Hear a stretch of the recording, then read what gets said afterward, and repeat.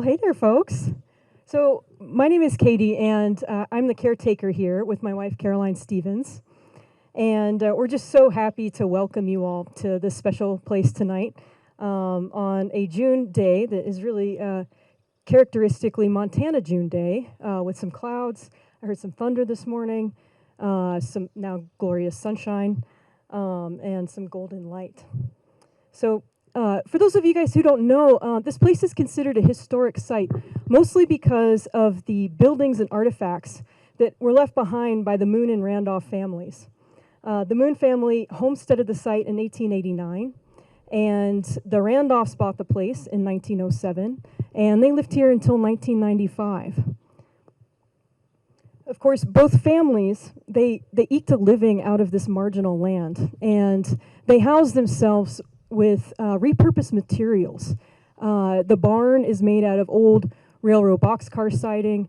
A lot of the fence lines are made out of old railroad ties and car parts. And you know, the creativity and ingenuity of low-income folks like the Moons and Randolphs have made Missoula, you know, this quirky and vibrant community that we all love today. Of course, history did not begin in 1889, and long before the Moons constructed their cabin and planted this orchard and fenced off this short grass prairie, there was a trail into these hills that was traveled by the Salish, the Kalispel, the Kasanka, the Nimipu, Amskapi Pekuni, and others for hundreds of years. And they traveled on these trails to visit with friends and family, to trade, and to complete their seasonal round, hunting bison out on the plains and digging for bitterroot in the hills that surround us. And these peoples and these lifeways, rooted in long-standing relationship to place, were disrupted by homesteading and by agriculture and by colonization.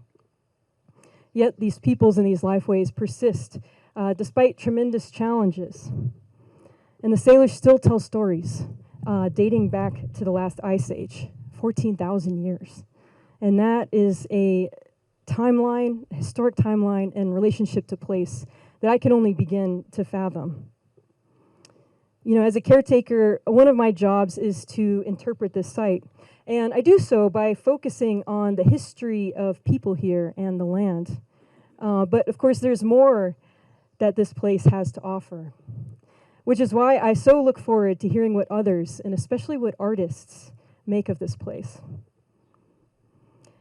A grassroots effort of Northside residents preserved this site in the early 2000s, and it was their vision to host artists in residence at this site. This place just really lends itself to that artistic eye. But for so long, we lacked the capacity to recruit, to vet, to house, and to show artists in their work, which is why we've been so thrilled to partner with Open Air over the years. And this was a brilliant idea. And now a really highly successful nonprofit that places artists with nonprofits like us all over Western Montana. So thank you to Open Air. And without further ado, I will turn it over.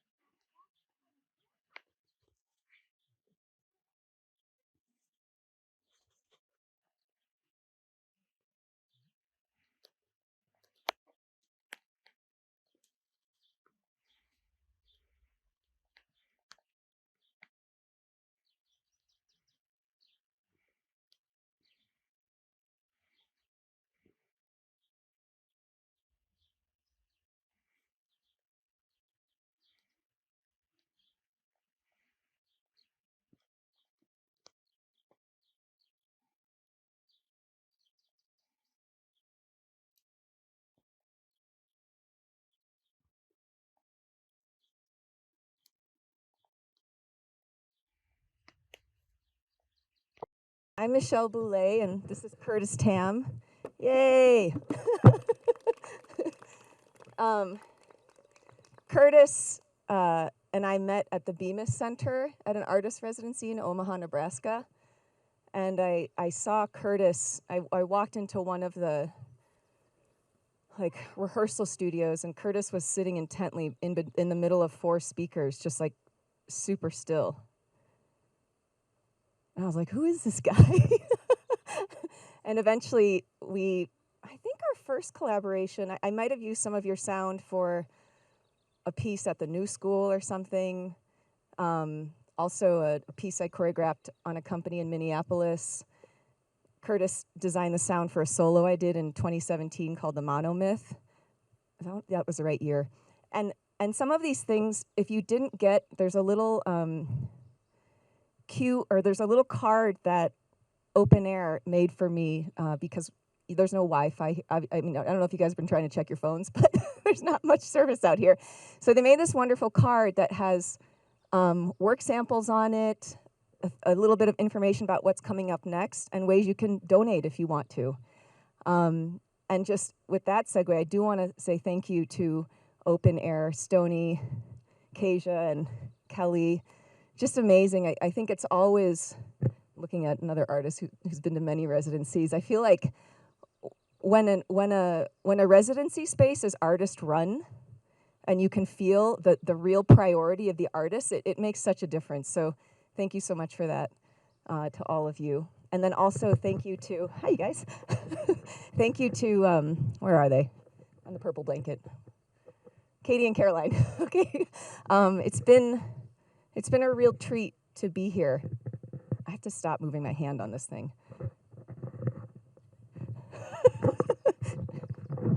That's not gonna work. What do I want to say about this?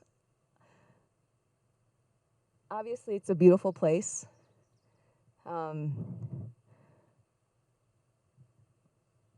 My intention for this residency was like, thank God they extended the deadline because I was like, oh my God, I didn't know about this. Let me apply. And I wanted to come home. That was my theme. And that was related to the fact that I started dancing less just before the pandemic. And I left New York City just before the pandemic. And I really built my coaching business pretty extensively, which I also love. I love teaching and facilitating other people. But then I also found out I was kind of miserable on some levels. Oh my God, it'll make me cry. Because I wasn't tending to my creative soul. And so, like, this is the first residency I've had since, I guess, 2019. But I got to be here in an unusual studio because I was like, where do I lie down on the floor? That was one of my first questions for Kate. I'm like, can you give me a blanket? Because I spend a lot of time on the floor in the studio, kind of like at sometimes an hour or two, just like moving really subtly, kind of doing nothing. And so I did some of that. I kind of sat around. It rained. The snakes came. The mosquitoes came. Leo the dog, who has not made an appearance tonight, the 14-year-old dog who's an amazing companion, always comes to say hi, would show up. He pooped in my tent the first day I was here. He like walked through my tent and pooped. And I like walked and pooped again. That was kind of amazing. And actually the beginning of the piece, if you know the painting Christina's World, Andrew Wyeth, that kind of was there for me. And also Leo, because Leo doesn't have muscles in the back of his body really. And in that painting, Andrew Wyeth saw this woman, I think her name was Christina, I believe, who couldn't walk, but she refused to use a wheelchair or anything to assist her, and she would crawl across the field. And so Andrew had I believe his wife model for her for that painting. And the field has also been an interest of mine. In the last body of research that I was doing prior to this, I did call the field, and it was related to the quantum field. And Lynn McTaggart, I don't know, there might be an MC in there, has a book called The Field, and she's a journalist who wrote about the development of quantum science and quantum theory. Admittedly, I did not finish the book. But I did read it, and as an energy healing practitioner, that's a realm I've been trained to work in, and in meditation too. And I would say part of the P's are hard on this thing. Part of an interest in mine too is not pushing anymore, and not forcing. So it was only about maybe 2 weeks ago I was like, maybe we just lie down.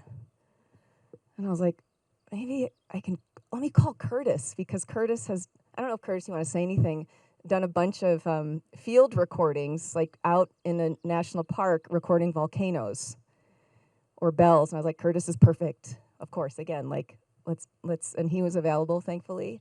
So I feel like we really just kind of made an Insta-dance, add hot water and stir, just from like a couple ideas that surfaced. And Curtis literally arrived yesterday. We had kind of 2 run-throughs. We talked about ideas, ran it through twice. Today it stormed like crazy. So instead of rehearsing, we moved that wall tent from over there, and didn't have any rehearsal really. But that's how it goes. And this is a sketch. I don't know what will happen with it next. But I feel really grateful to be given. I mean, isn't it beautiful?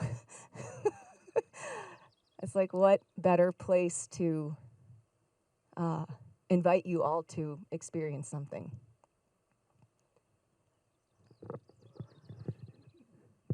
So I guess at this point, I'll say one more thing and then I think I'm done, and would be happy to answer any questions. I think one of the most beautiful things we can do is start to see our world creatively. And that is an interest of mine in these spaces that are not controllable, like a black box theater, started to bore me. Like, I love that I just see that person walking up there. They're disappearing now. And I know as an artist too,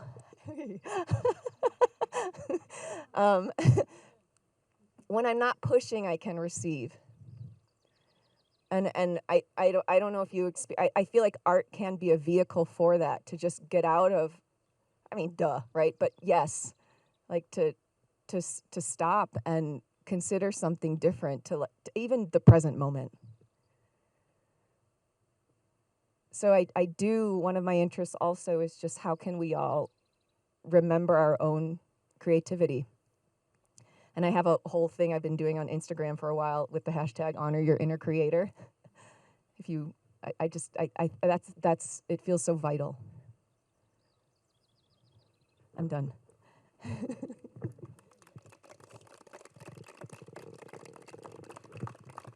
So, thank you. Curtis, thank you. Yeah. And if if anyone has questions, I don't know what might work best for the recording. You could say your question. I could repeat it. You're welcome. You're welcome to come up and have a turn at the mic if you feel ambitious.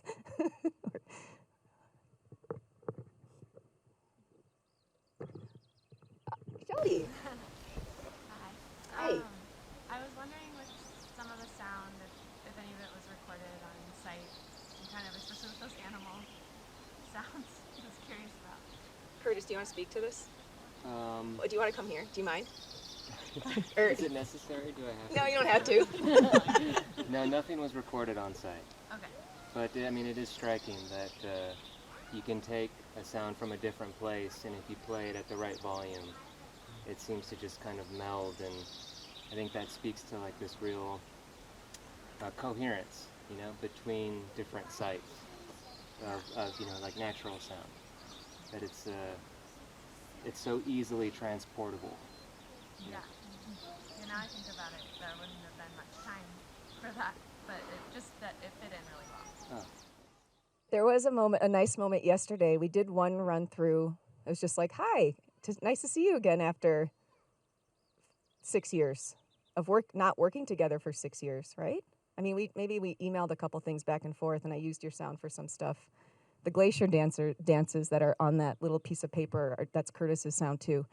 But we were just kind of sitting. I was trying to alter this dress, so I was sitting with like the sewing thing, and Curtis is playing with sound, and we're trying to figure out what to do with that blanket moment. And I started telling the story of the buffalo, and because Sunday I was at a meditation, and I finally learned what the wallows are, and we just started talking about that, and then and then Curtis like, oh, I have buffalo sounds, or like, oh, let's try that. And it just can seem like this meandering conversation, but it gave us something we were looking for. So I feel like that's such a beautiful thing about art too. It's like you can't put the thing at the start of the production line and know where it's going to go, like in a factory or something that's industrial that way. And I so love the meandering nature of creativity. Stony. I love how you weave in references, or like you have an interesting way that you think about paintings or this sound or this idea that came up. Are there any others that are juicy for folks who've experienced this with you today to think about as part of the process today that you'd like to share? That's a great question. Thank you. Well, one of them, when I rolled out of the bushes, if you saw me do that, it's because my friend Cinna is here and she loves pandas on Instagram, and I love pandas now too. and they roll around. I was like, this is a roll. It just, it was so, yeah. Did you notice, Cinna? It was very playful.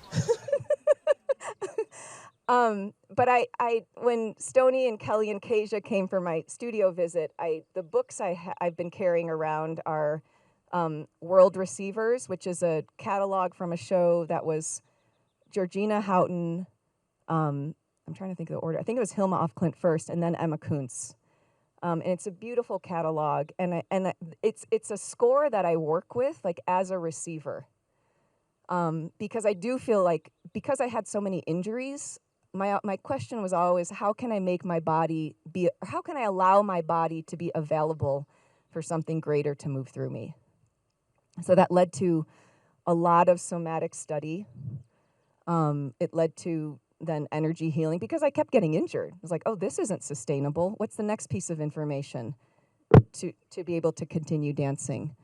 Emma Kuntz did drawings that she used a pendulum to create, and they were not, I don't have the book, it's in my car, but I can pull it out if anyone wants to see it afterwards. There's a beautiful quote where the healing was more important than the art. She didn't consider, she wasn't like, I'm making art.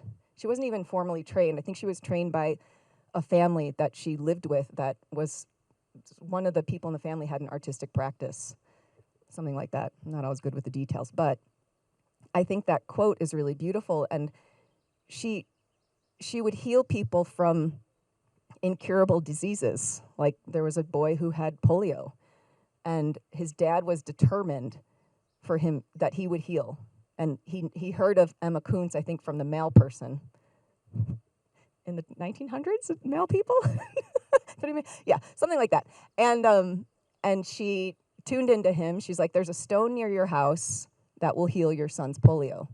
So they made a poultice from that stone and put it on him repeatedly. She had a really specific diet that she had for the boy, and he was cured of polio. And she says, these are not miracles. This is how the universe operates. And that's actually something in my coaching work too, is I really studied the universal laws.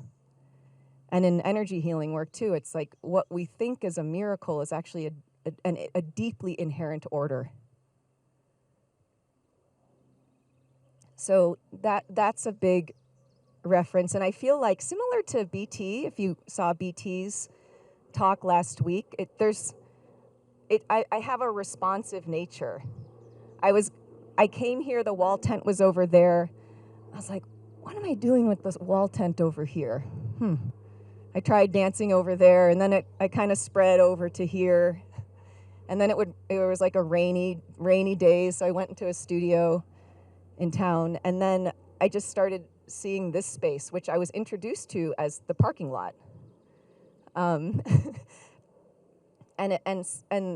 then just response, and eventually an inherent order in the moment shows up. And I don't know, like, there's like a place where the grass goes flat there, and that's what I jump into. I feel like living in a space long enough, even though maybe it was only like 2 weeks of kind of playing with this space, and sometimes I would just come here and lie down on that blanket and just write or read or rest or do Feldenkrais on top of a picnic table. And that was it. So I guess it kind of lends itself to also, like, how can our lives continuously be a creative act? And here's a really cool thing too. Shelley Sachs, who was I don't know if she studied with or she's in the lineage of Joseph Beuys. She's an amazing woman, and I was following her work for a while, and we communicated a bit because she was using theory, but in a way that was so embodied. So I was able to connect to it, and I think it was at a UN summit where she was speaking, maybe in Stockholm, and I was in Stockholm at the time, and she would use the word anesthetic, which is to numb, but that aesthetic can actually unnumb us. So that's something I incorporate into a movement practice that probably when I lead a workshop later this year, I will, if you want to come, you do not have to be a dancer. I've led it with people and everyone falls asleep. But like, there's a prompt in there where eventually I invite the people to notice your experience now as a poem. I'm just watching this bird. You know, notice your experience as a poem. Notice it as a song. Notice it as a dance. You don't have to change anything, but it is, because your perspective shifted. Anyone else? Bueller.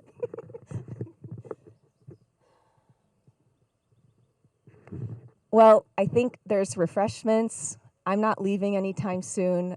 If anyone wants to say hi, I'll bring my books out since it's not raining. And just thank you so much for being here. I really appreciate it. I don't know if we'll ever do this again. We'd love to. Actually, the woman who's coming here next, Carrie Rosenstein, she makes blankets. She makes these beautiful blankets. I was like, where are you? Can you give me? She didn't have, she's out of town right now. Yeah, thank you for being here. I think that is here and gone. Thank you.